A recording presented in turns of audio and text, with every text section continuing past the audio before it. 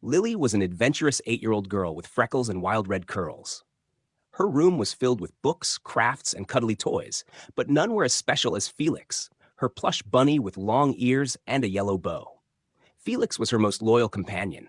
He was always by her side during adventures in the garden, reading under the covers, or comforting her after a bad dream. But this morning, Felix was gone. Lily searched everywhere, under the bed, in the closet, and even in the fridge, but Felix was nowhere to be found. "Felix would never leave me," Lily whispered.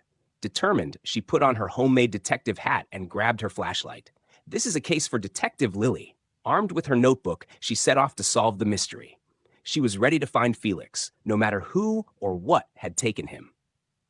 Little did she know this adventure would take her to magical places. Lily began her search in the kitchen, where Felix had last been seen. She shone her flashlight under the table and spotted something unusual: a trail of cookie crumbs leading to the back door. "That's strange," Lily muttered. "Felix doesn't like cookies."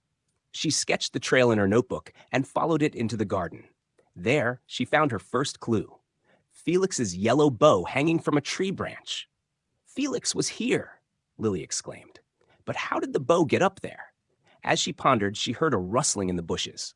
Cautiously, she shone her flashlight and spotted a cheeky squirrel with a piece of yellow fabric in its mouth.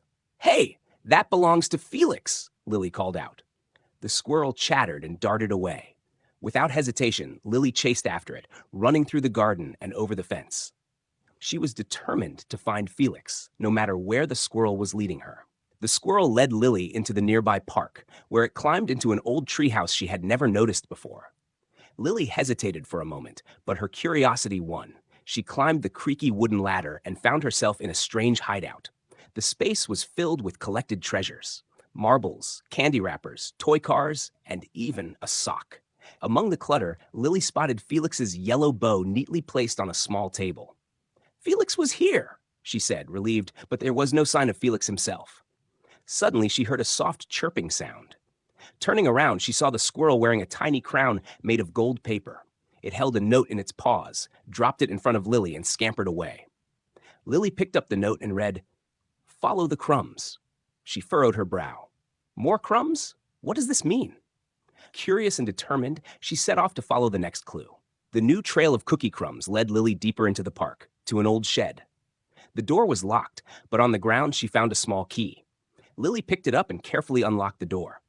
Inside, it was dark, but her flashlight illuminated something strange. On a table stood 3 jars of pudding labeled sweet, sour, and salty. Beside them lay another note: "Choose the right pudding to save Felix." Lily's heart raced. Felix loves sweet things, but what if it's a trick? She inspected the jars closely and noticed tiny crumbs on the salty jar. "This must be a trap," she murmured, and opened the salty jar. Inside was another key, attached to a treasure map. Lily followed the map, which led her to an old oak tree. "Maybe this is the final clue," she thought, as she climbed excitedly to the marked spot. Under the oak tree, Lily found another squirrel carrying a tiny satchel. It chirped and pointed to a hole in the tree. Lily hesitated, but then bravely reached into the hole. She felt something soft and pulled out Felix. "Felix, I finally found you," she cried, hugging her plush bunny tightly. The squirrel chattered happily and pulled something out of its satchel: a glowing marble. It placed the marble at Lily's feet and scurried away without making another sound. Lily picked up the marble. It was warm and shimmered in every color. "Maybe it's magical," she thought. She looked at Felix and smiled. "What an adventure! I'm so glad to have you back." Lily didn't know why the squirrels had taken Felix, but she decided to be thankful and maybe return to visit them. With Felix in her arms, she made her way back home. Back home, Lily placed Felix carefully on her bed and examined the glowing marble. It sparkled in every color and seemed to pulse softly. Lily felt a tingling sensation in her fingertips as she turned it over and over. Suddenly, tiny sparks of light shot out of the marble, floating around her room like fireflies. Lily gasped as the sparks formed words: "Thank you, Lily. You are a true friend." Her eyes widened. This wasn't just an ordinary adventure. It was magical. She gently placed the marble back on her nightstand. Felix sat beside her, his yellow bow tied securely around his neck. Lily patted his soft head. "Maybe another adventure will start tomorrow," she whispered. With that thought, she fell asleep, her plush bunny by her side, and the marble glowing faintly. Lily knew deep down that the next adventure wasn't far away. The next morning, Lily woke up to a warm light tickling her face. The marble on her nightstand was glowing brighter than ever.